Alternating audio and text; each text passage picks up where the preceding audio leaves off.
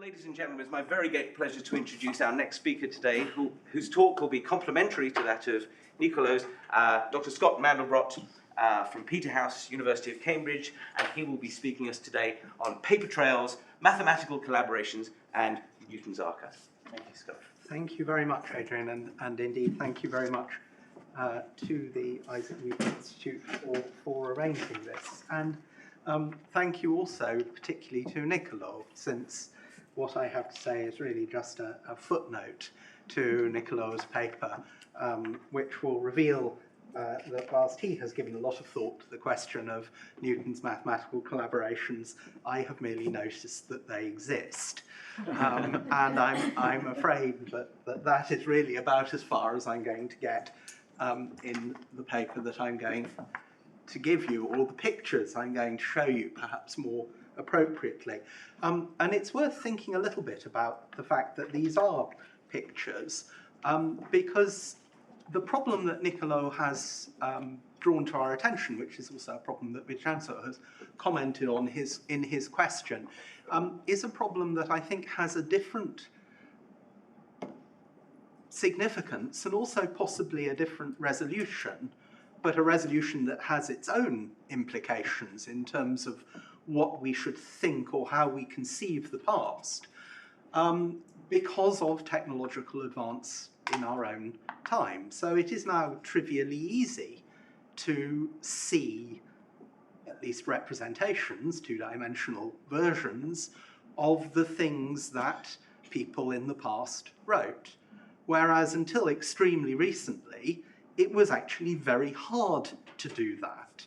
And indeed, it was hard to see them with your own eyes or to see them through representation, through these things through representation. And I think that technological change has implications, which I think at the end of today, Rob Iliff will say more about as well, for how we think about the past, as well as for how we handle the past. And I think that if we're considering changes in editorial practice, or possible changes in editorial practices, and also changes in how we view the archive, I think we need to be aware of the fact that our position is not the same as the position of previous generations.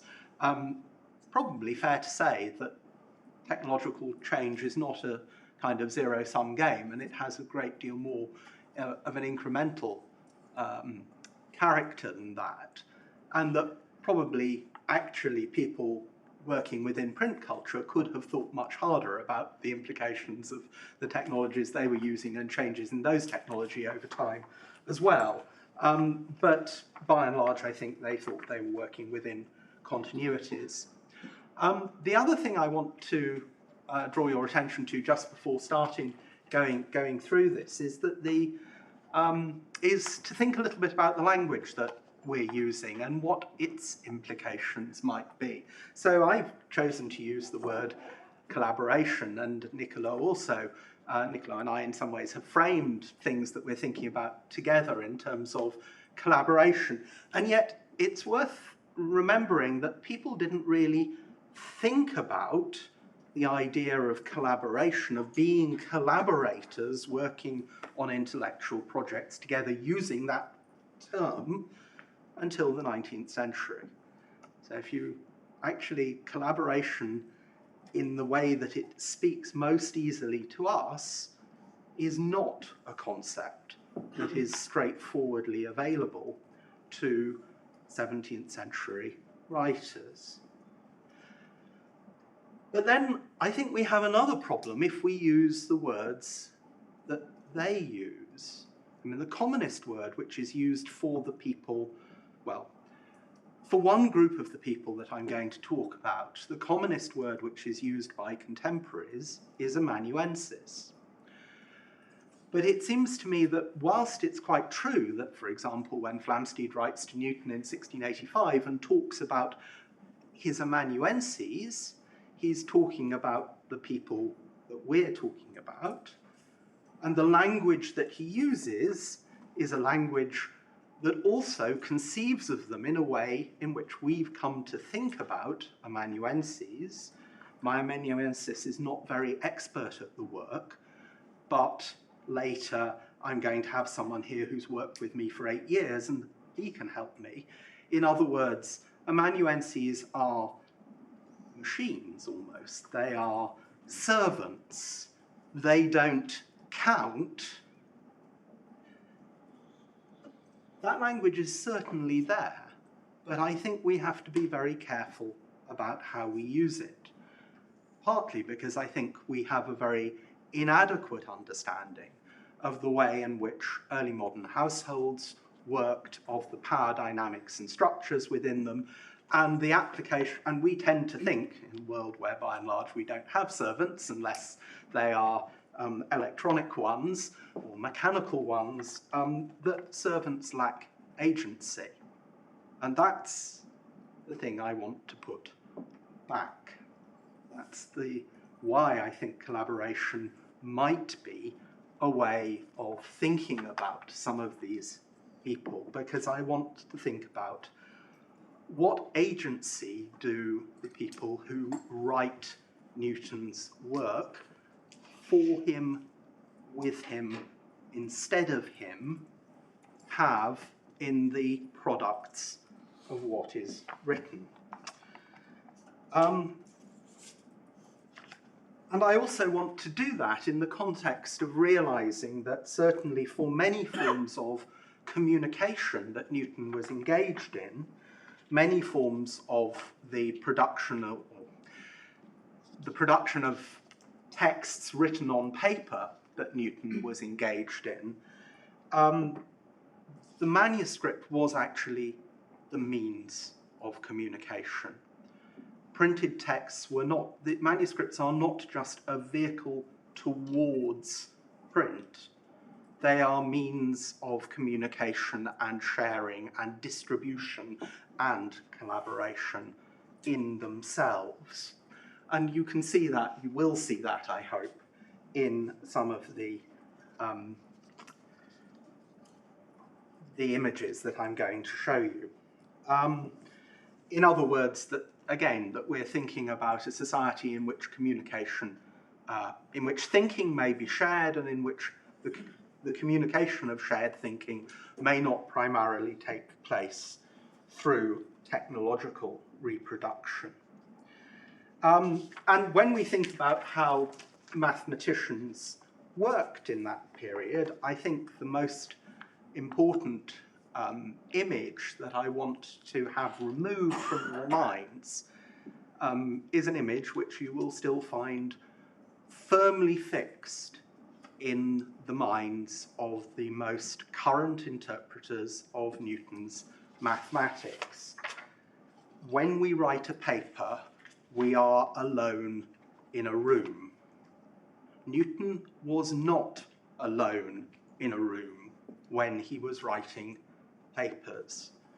He lived in rooms which he shared with other people, and the people who shared his rooms shared in writing the papers. And that seems to me to be an interesting position to reflect on the history of mathematics and the history of mathematical exchanges. And this isn't therefore just about correspondence and the receipt of information. It's about shared practices in the production of ideas and their communication amongst groups of people who are themselves going to contribute to their development.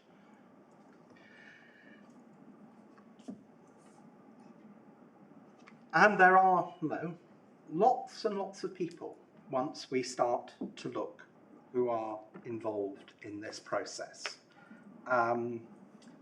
I started to write some of them down, and some, but not all of these people, will appear in the images that I'll show you. So, John Collins, who we've already met with Niccolo, Henry Oldenburg, Nicholas Mercator, Robert Hooke, John Wickins, Joseph Beaumont, Humphrey Newton, Edmund Halley, Nicolas Facio de Duillier, John Locke, Jean Leclerc, William Iworth, David Gregory, Archibald Pitcairn, George Cheney, John Kyle, Richard Bentley, Roger Coates, William Jones, Nicholas Sanderson, Samuel Clarke, William Whiston, Houghton Haynes, Joseph Raston, Samuel Cunn, Henry Pemberton, Thomas Pellet, now we've got to the end of Newton's life. Thomas Pellet, John Conduit, Catherine Conduit, John Colson, James Wilson, Hans Sloane, Thomas Parker, Martin Folkes, Benjamin Smith, Arthur Ashley Sykes, and we could go on. And that last group of people are the people who are writing, creating from Newton's manuscripts, Newton's published works. So that's another question, is how do you make this transition from manuscript to print? And that's not an exhaustive list. It doesn't, of course, include very many people with whom Newton corresponded, who had a direct input and impact on what he thought and wrote. It also doesn't include many artisans with whom Newton worked directly, but with whom we have no record of correspondence. And it also doesn't include people who we know existed from correspondence, such as the mathematician Thomas Birdell, whose correspondence with Halley about corrections to the Principia was eventually incorporated into the second edition, but that correspondence is lost. And we only actually know, other than Halley's mentioning of the existence of this, that Birdell really did contribute something important to what Newton did, because Newton gave him a copy of the Principia. So again, there's a group of people we can access through a variety of means with whom there is something close to real collaboration, or at least we can consider some form of real collaboration. And then there's the question, so the obvious response to all of that is to say, I mean, by this time, if Tom Whiteside were in the room, I would probably have been laid out flat on my back. And probably quite rightly too. I mean, I think you can do it with less violence later. And that's because, obviously the big question is, why does any of this, no, we can show this, okay, no, there was the person in the room, they wrote something, some form of exchange took place, but it doesn't matter because the real ideas come from Newton. So I'm also going to try and show you something about Newton's attitude to at least one of these people, which is quite revealing.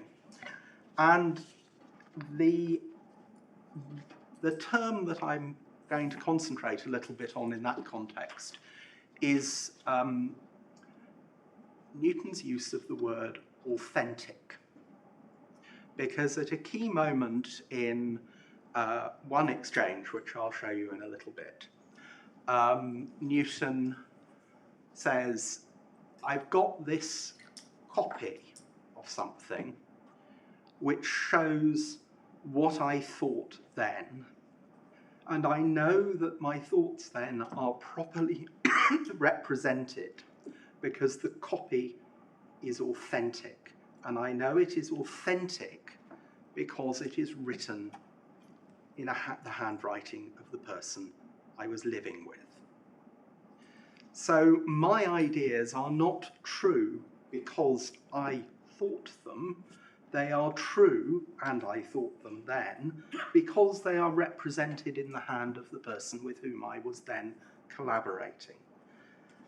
And at the same time that Newton wrote that about his mathematical and optical collaborator, John Wickins, he was exploring the question of what was authentic in the transmission of ideas about early Christianity and in the early church, and he was doing that through a study of paleography and textual criticism. So Newton is somebody who thinks about the importance of the transmission of written words on a page, and who thinks about the importance of recognizing the information that somebody's handwriting conveys, and who understands that that information can have implications for the meaning of texts and the significance of texts, as well as, and indeed the content of texts, as well as being pure historical trivia or contingency or background information.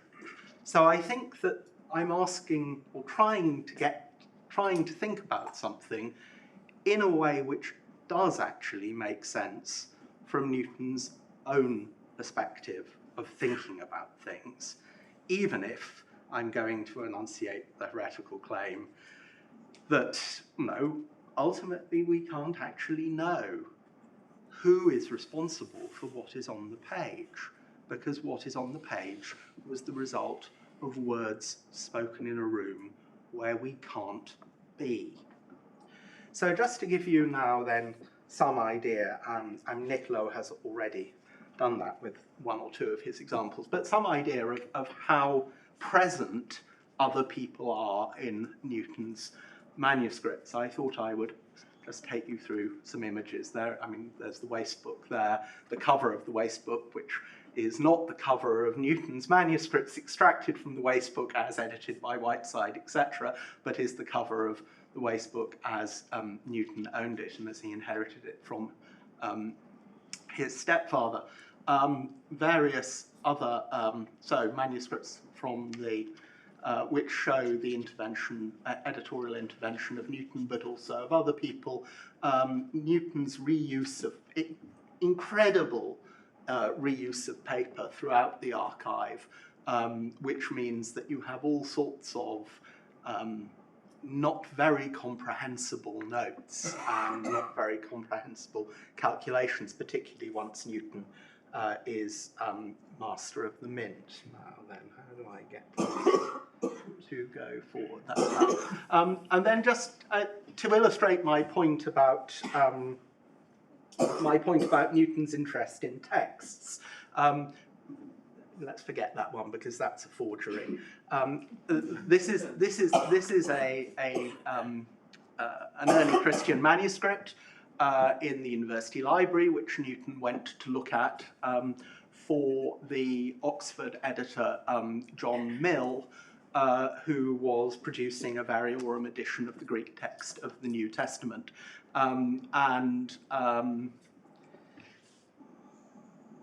that is the one on the right. No, that is Newton's copy of the manuscript, Newton's tracing of the manuscript, that tracing later appears with the endorsement that it has been accurately transcribed by in the hand of Isaac Newton of Cambridge. That then appears in collections in Oxford of which are attempting to date New Testament manuscripts, and you can actually, well, you can compare it with Newton's own use of Greek in this case from as a footnote to the Principia. That phrase, the identification of things as being in the hand of Newton, in that Oxford text, it's testifying to the accuracy of a transcription. In David Gregory's note, which you can see at the top there, which I think was, no, maybe not, but anyway, which is added to one of Newton's manuscripts. The purpose of that is to draw attention to the fact that of the significance for Gregory of the fact that he is working with Newton's texts. And you've seen the slide on the right-hand side, which is from David Gregory's papers. It escaped from David Gregory's papers at some point. The 39 in the middle is David Gregory's way of organising his manuscripts, but where you can see, as Niccolo has shown us already, Newton's working through a variety of problems picked up by Gregory in Oxford on the 31st of May, 1694. And this is part of work which Newton was engaged in the revision of improvement of the Principia from at least 1691 onwards. And he's assisted by a variety of people, and there are many notes, both in the university library and amongst Gregory's papers in Oxford, in Edinburgh, and elsewhere, that show collaboration. The Royal Society also holds a manuscript containing Nicolas Facio de Duilier's preliminary and eventually abortive work on the project. In the early summer of 1694, Newton's discussions with Gregory clearly referred to a new edition of the Principia, and Gregory himself hoped that his work in the Notae would be included by Newton as part of the commentary on the text. And in July, Gregory visits Newton in Cambridge, and they discuss a variety of questions, passages of the Principia, and experiments on the resistance of air. Now, none of this material, which is extensive collaborative material, ever actually made it into print. It doesn't form the basis either for the collaboration that Newton and Coates engage in the publication of the second edition of the Principia, where, as it were, the roles are reversed, in that Coates is living in Cambridge and seeing the book through the press, and Newton is responding to things from a distance in London. On the other hand, there are some small, there is a small emendation of Newton's that is on this page, which does make it into the Principia. So again, I think we have to think quite hard about possibly about the long-term significance of some of this collaboration, but that it's certainly there, and that it's the means also for thinking through change is extremely important. Just to sort of give you some other examples of how you can find collaboration in Newton's manuscripts. This is a man called Archibald Pitcairn, who's also a friend of Gregory's, and you can see Newton starting the page there and Pitcairn finishing it. You can find notes in Pitcairn's hand which describe conversations that he and Newton have been having. These archival presences also raise some interesting questions about who has control of material which is being shared, and some interesting questions about, consequently, which form background for thinking about controversy in this period. On the right-hand side, you can see a letter that Newton wrote to Edmund Halley to be left with Mr. Hunt at Gresham College. On the left-hand side, you can see Robert Hooke's copy of that letter, which nobody knew about until I found it.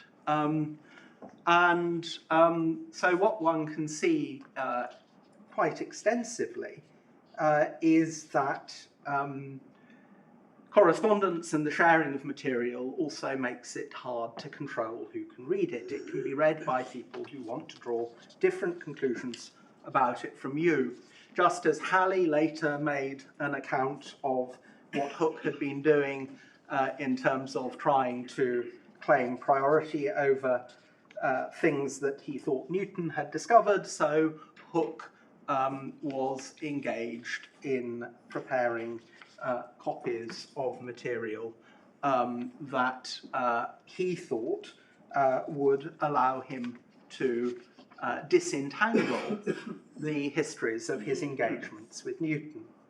And the letters which are here, what Newton's and Hooke's copy, are to be understood in the context of Newton's correspondence with Henry Oldenburg at the Royal Society for his engagement with Christian Huygens. That is Also important because this is a long-standing priority dispute between, which involves Newton, Hooke, and Huygens. And here we have the letter that Newton wrote to and sent to Oldenburg, which again you can see for communication. Huygens, you can see that it's endorsed in several ways by Oldenburg. It's edited for publication, and on the right-hand side you can see the copy that Newton retained in the hand of somebody who isn't Newton. And that's somebody you can also see at work in a number of other places in Newton's manuscripts, just as you can see further hands copying these manuscripts and distributing them. That somebody is John Wickins, who shared Newton's room in Cambridge for about 15 years, and who wrote most of the retained copies of Newton's optical writings, his communications to the Royal Society, and so on. Who is also somebody whose hand is found alongside Newton's in manuscripts. So it's not just the case that Wickins is an amanuensis. Wickins is also somebody with whom Newton, these are manuscripts which are being worked over by both men. And they're not, indeed we can find further evidence of collaboration in terms of designing telescopes together, in terms of engaging in theological discussions together. These are lost letters of Newton's preserved in Wickins's handwriting. We can also solve some puzzles as to who writes some of Newton's materials by identifying this hand rather than another hand. And we can see collaboration also, again, in the writings of theology and in public performance in theology in the University of Cambridge in the 1670s.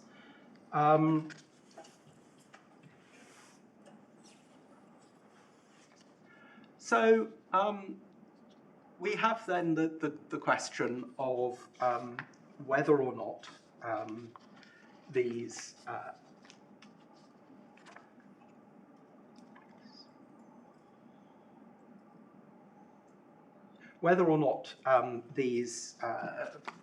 copies mean anything, which, as I've already said, and the question of whether moving between letters which are communicated to the Royal Society and letters that are retained, letters which are edited and letters which are not in Newton's hand, tells us anything about what Newton's thinking.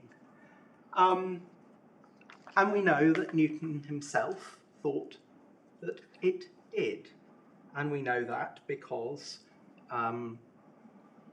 Newton identifies this hand, Wickins's hand, as the authentic record of his thinking.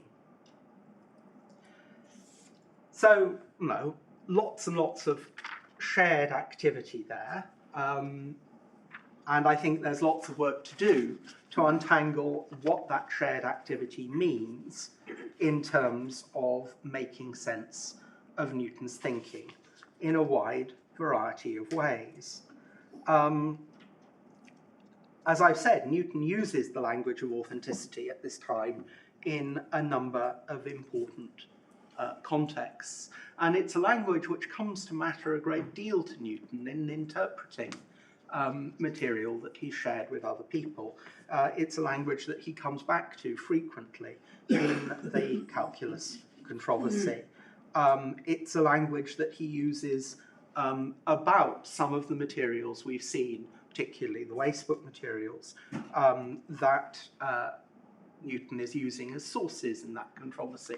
And it's a language which is also part of his professional activity as Master of the Mint.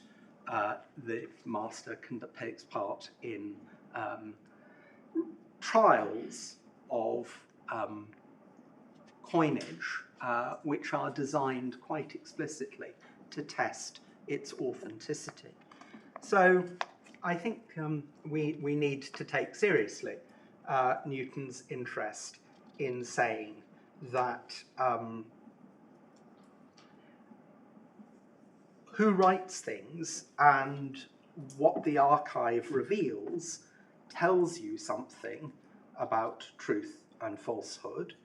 And his claim also that, in handling questions of priority, that authenticity comes not from some mark of originality,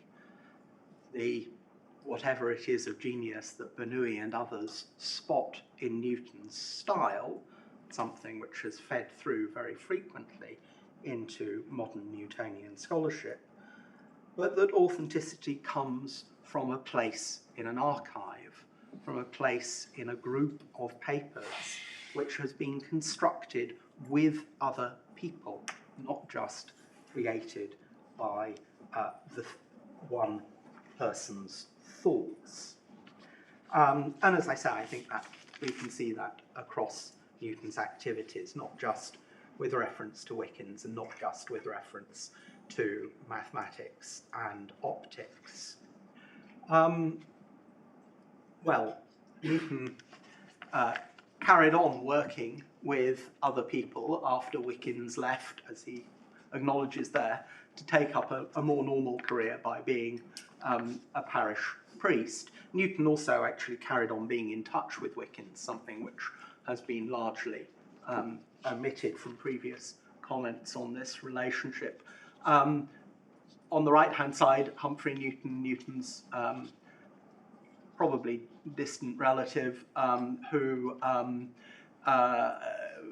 remarking on his employment by Newton, or on his, Humphrey Newton worked for Newton for most of the 1680s and wrote, of course, amongst other things, the manuscript from which the Principia was prepared.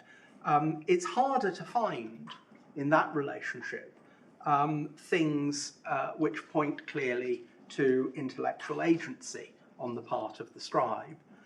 Here it does look much more as if the amanuensis was regarded simply as a servant, a producer of text.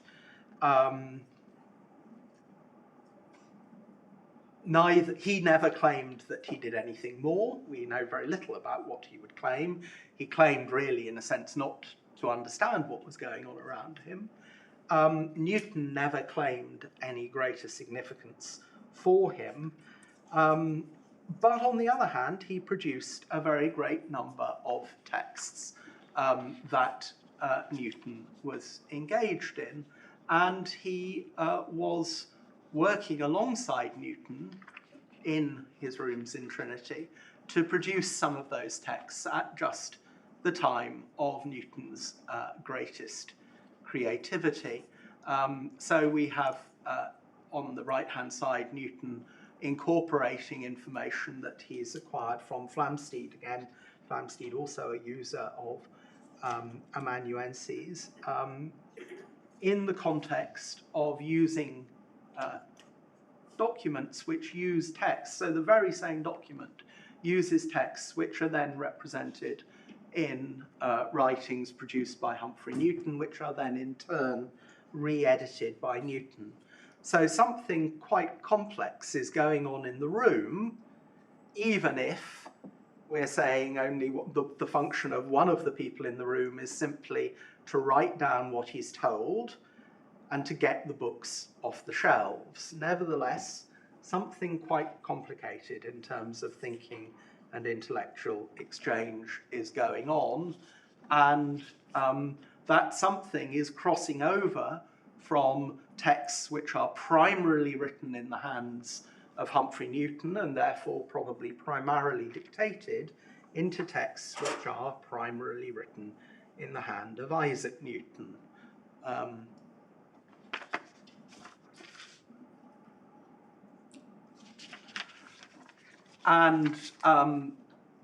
It's also, I mean, again, we can see both of them. Newton retains these texts and works on them and adds to them. We can date them. We can show that they are really being written in the same room at the same time. We can also show that people are coming from abroad, in this case a man called Adam Hochstetter on the left-hand side, and coming into Newton's room and seeing what is going on. So don't believe what you're told about Newton keeping things secret. This manuscript on the right-hand side, Newton's account of the system of the world,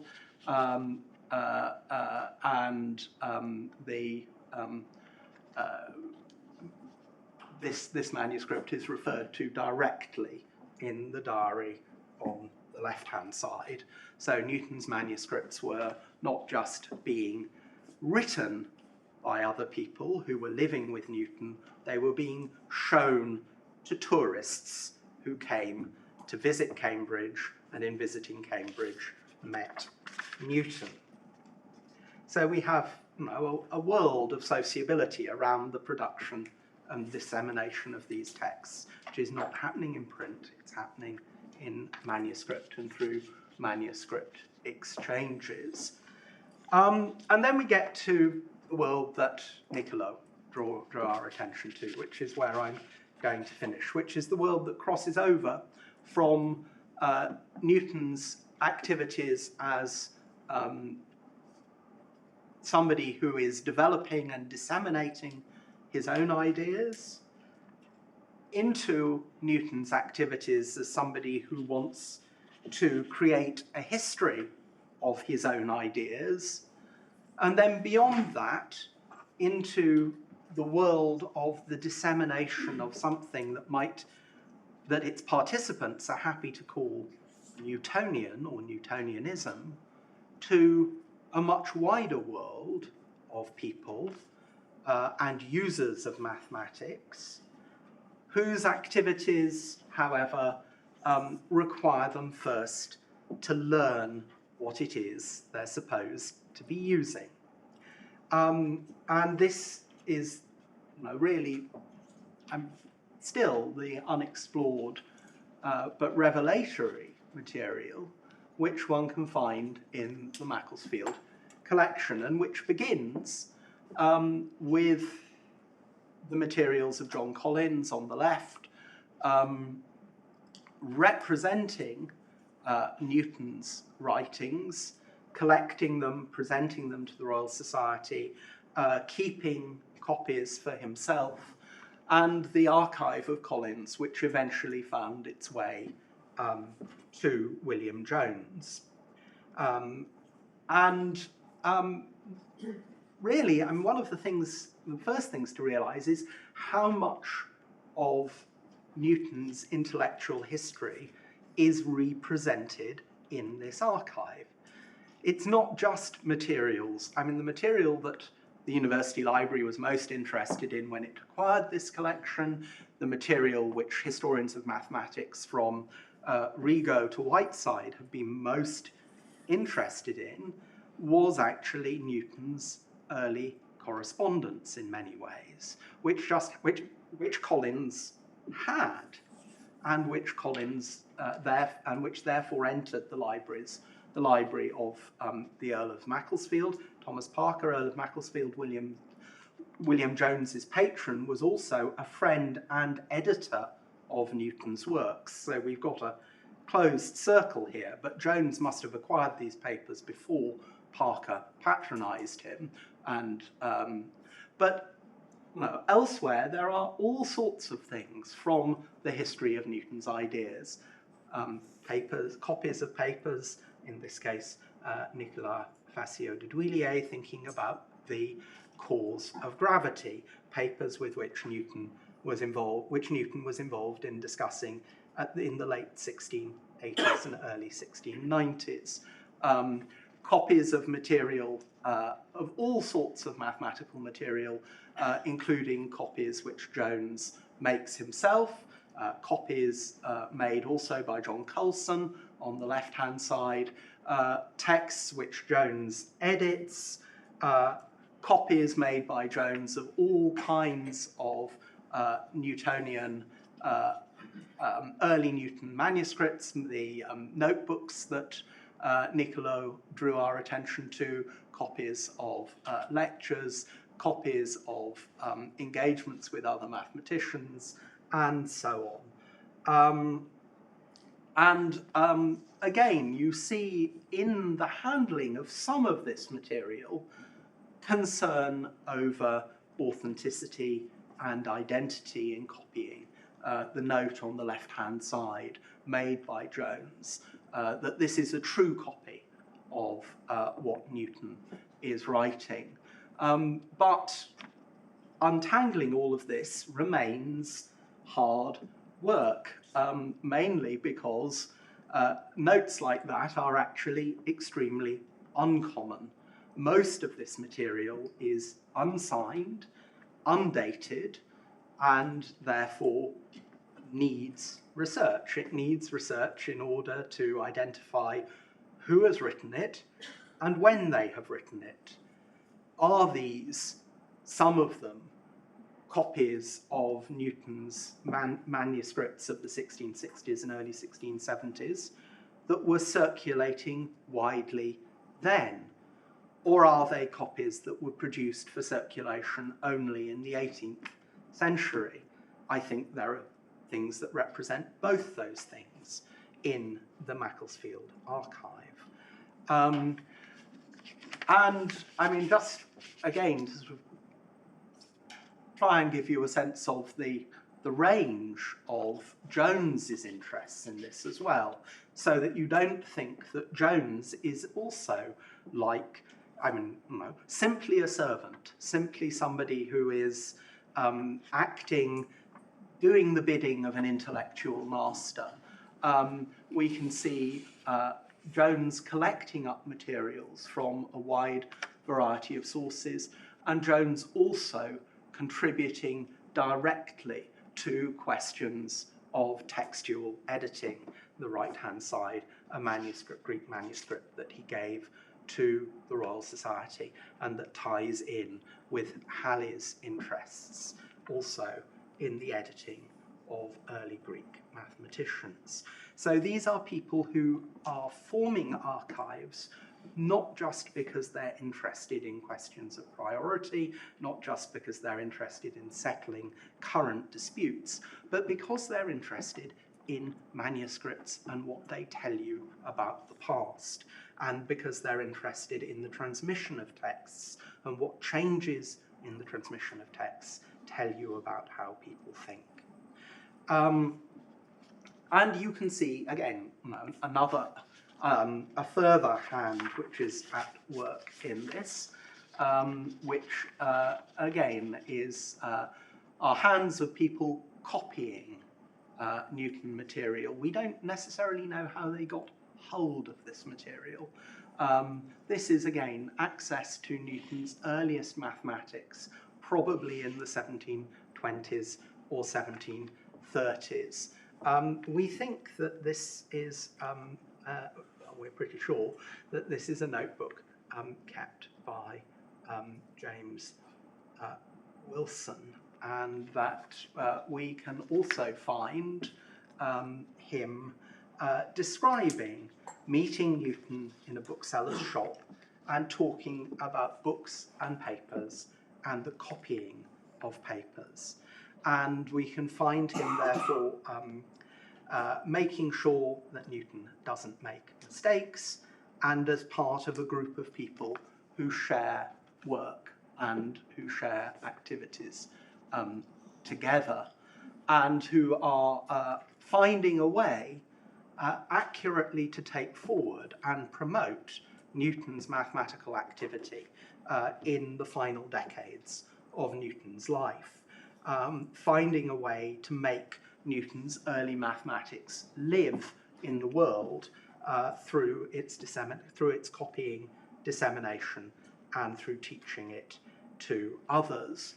And again, eventually we can find that coming into print in late 18th century attempts to write the history of English mathematics. But I think it's fair to say that these are circles of mathematicians, the circles around William Jones, the activities of James Wilson, which are still, in fact, despite the early work, Giugiardini 1, despite Niccolò's early work, these are circles which are inadequately understood. So just to sort of tantalize you at the end and show you where paper trails can lead you, you can see the same hand of Wilson in a lost archive, the archive of Henry Pemberton, so that you can see not just the interaction between a mathematician working in the circle of William Jones, who has access directly to Newton's papers, but that same mathematician working his copies and comments being incorporated into the working papers of the last editor of Newton's Principia as that work is taken forward in the 18th century. So that outside of print, but in a world of manuscript circulation and the exchange of manuscript copies, you can trace the living tradition of Newton's mathematics and the growth of a mathematical practice of the kind that finally, that comes eventually to bear fruit in the formalized teaching of some of those 19th century mathematicians in Cambridge to whom Niccolò referred us. But in this case is mostly people who do not hold university positions, who are teaching in London, who are engaging in the publication of mathematics with the intention that mathematics will be a practical skill that people will acquire for their own reasons, not purely for the purposes of what we would call research, but and so presenting in some ways a different kind of Newtonianism and a different reading of the achievement of Newton from the one to which a great deal of attention has been paid. And I'm going to stop there, having, I hope, at least encourage you to think about how rich Newton's archive and the archives associated with it might be for asking questions. I don't have any answers. Thanks very much.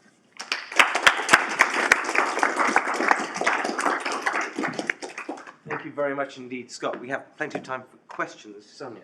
Yeah, thank you very much, Scott. Fascinating. Speaking to me, showing me similarities between your manuscript culture and mine. I have a series of naive questions. What's the opposite to authentic? What's the meaning of chamber fellow? You translated somehow by living together. From where do you know that they lived together? Chamber fellow could be all sorts of different things. So how do you come to your interpretations of these things? The other question, bundle, and I stop there, is about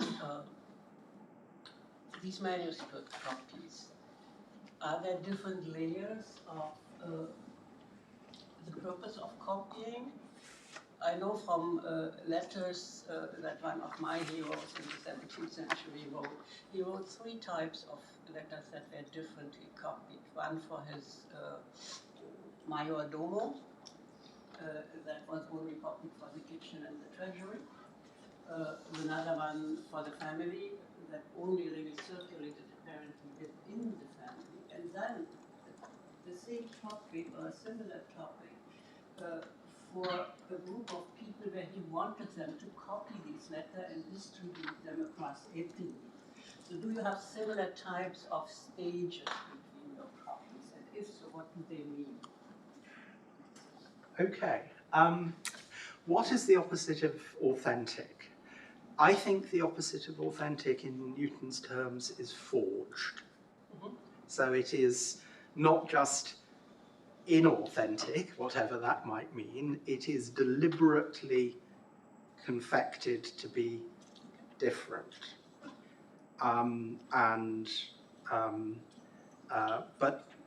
But knowing what is authentic and what is inauthentic, or what is forged, requires skill.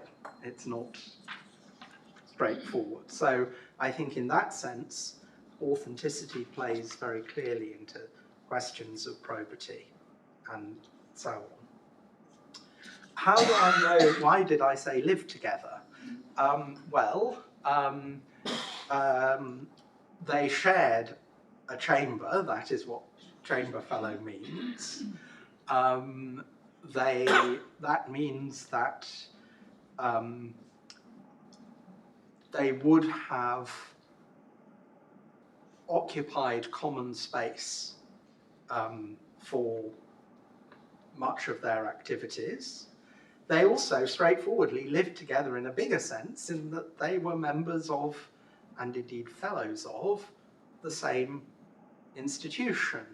Now, I mean, in terms of size, Trinity College, Cambridge in the late 17th century was probably equivalent to an English village.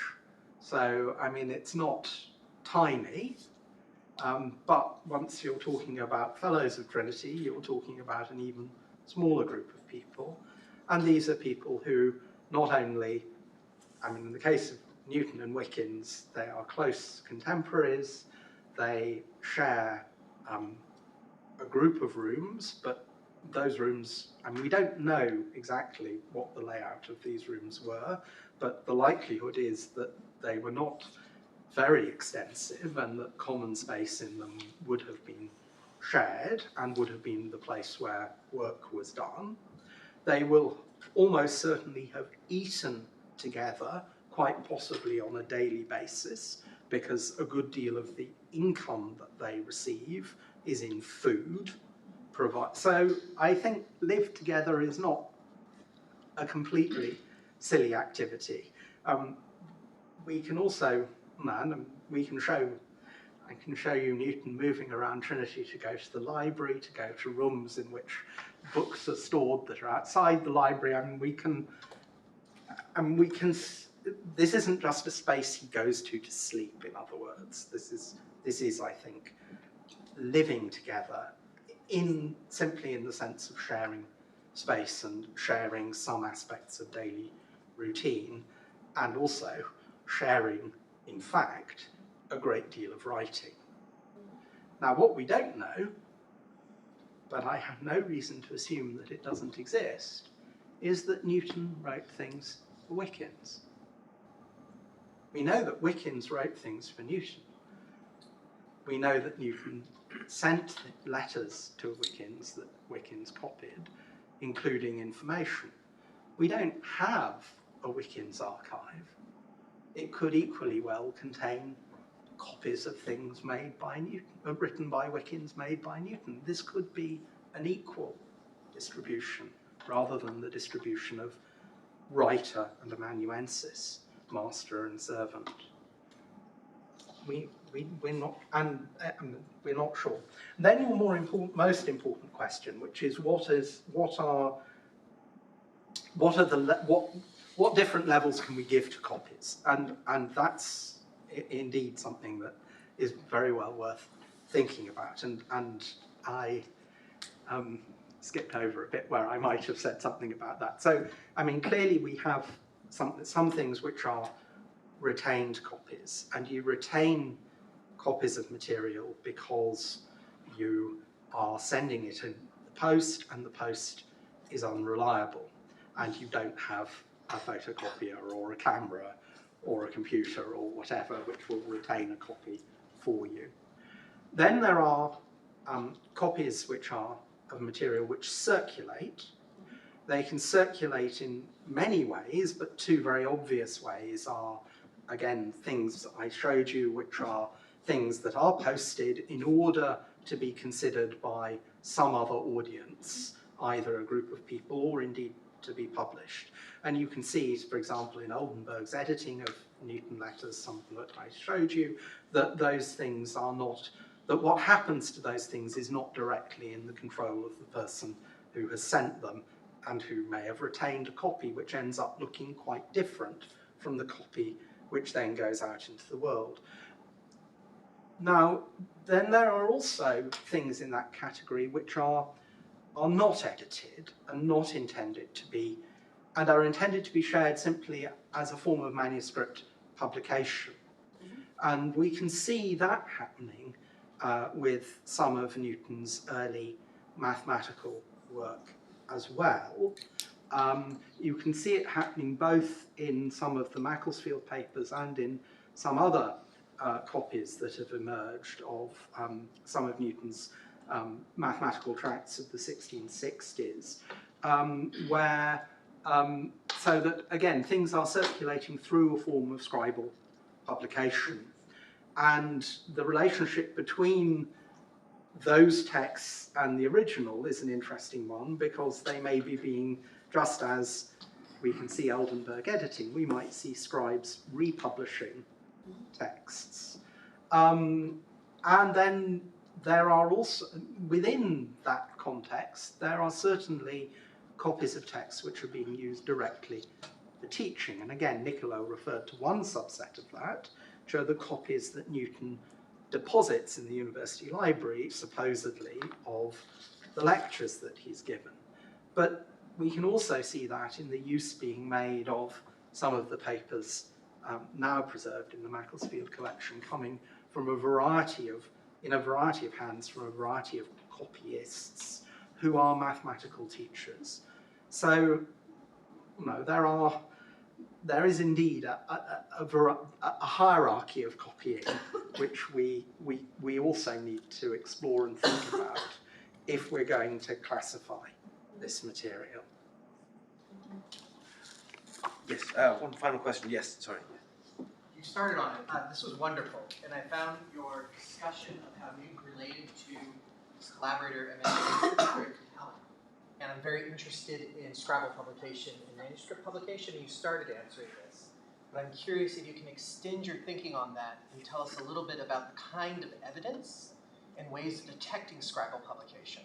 Only because they're sometimes hard to tell apart from these circulated things and whatnot. I just would invite any comments you have on that and any insight you've gotten from thinking through this. Well, I mean, I suppose when I started thinking about, I started thinking about this, if I'm being entirely honest, because of the book trade. So, I mean, Newton scholarship did not lead you to believe that scribal publication was really an important element of what he was doing. It was clear to me that Newton exchanged, did have manuscripts copied, and some of them looked like they were publications in the sense that there's one very famous example, which is a copy of a manuscript made by one of his co-workers at the Mint, of a theological manuscript, which wasn't published in Newton's lifetime, but which appears with a place of publication and a date in the manuscript copy. And so, you know, that looks like a classic example of scribal publication in some ways. But then, over time, the book trade threw up manuscript copies of some of Newton's mathematical works, which are actually impossible, really, to deal with. They're in hands that I don't recognize. They have textual variants that don't appear in the authorial manuscripts. They are written on paper, which actually makes them contemporary with Newton's lifetime. This starts to look like another form, and a much less authorially controlled form of scribal publication. So, and I'm sure we will find more, because we haven't been looking. There are many, many other questions I know you wish to ask, and please do over tea and coffee, which will take place now in the lobby. But for now, please join me in thanking Scott.